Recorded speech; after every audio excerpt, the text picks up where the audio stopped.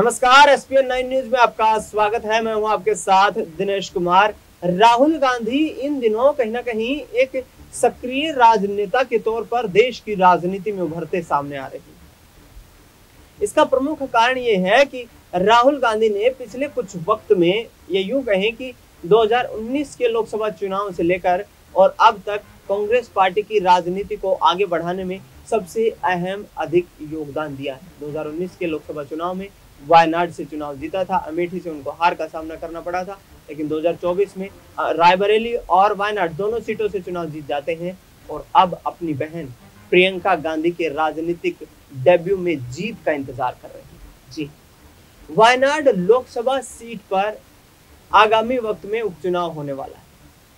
उपचुनाव को लेकर कांग्रेस पार्टियां पुरजोर तैयारियों में जुटी हुई है। प्रियंका गांधी की ताजपोशी करती गई।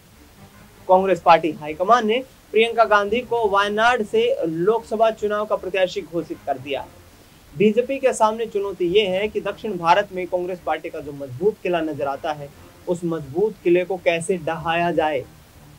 तो साफ तौर पर जो परिस्थितियां इस वक्त बन रही हैं, वो वाकई कहीं ना कहीं बीजेपी के लिए चुनौतीपूर्ण है, क्योंकि प्रियंका गांधी मजबूत चेहरा मानी जाती है कांग्रेस पार्टी का और पहला लोकसभा का चुनाव लड़ रही है।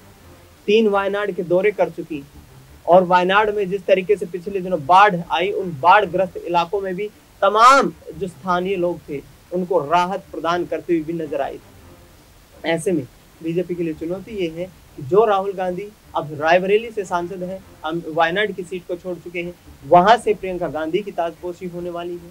प्रियंका गांधी यदि वहां से जीत दर्ज करने में कामयाब होती है तो बीजेपी के लिए बड़ी मुश्किलें खड़ी कर सकती है, क्योंकि तमाम हमने देखा कि चुनाव के दौरान, जनसभाओं के दौरान खुले मन से प्रधानमंत्री नरेंद्र मोदी और अमित शाह पर निशाना साधती हुई नजर आती है। ऐसे में कांग्रेस पार्टी कहीं ना कहीं अपनी पार्टी को, अपने किले को मजबूत करने के प्रयासों से आगे बढ़ती हुई नजर आ रही है।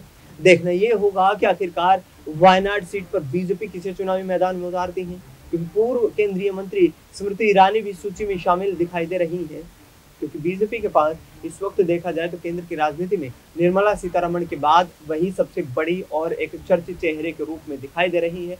आखिरकार किस तरीके से भाजपा आने वाले वक्त में वायनाड की जो परिस्थितियां हैं उनको ध्यान में रखते हुए अपने चुनावी उम्मीदवारों का ऐलान करेगी, और क्या प्रियंका गांधी अपने पहले ही लोकसभा चुनाव में जीत दर्ज कर पाएंगी।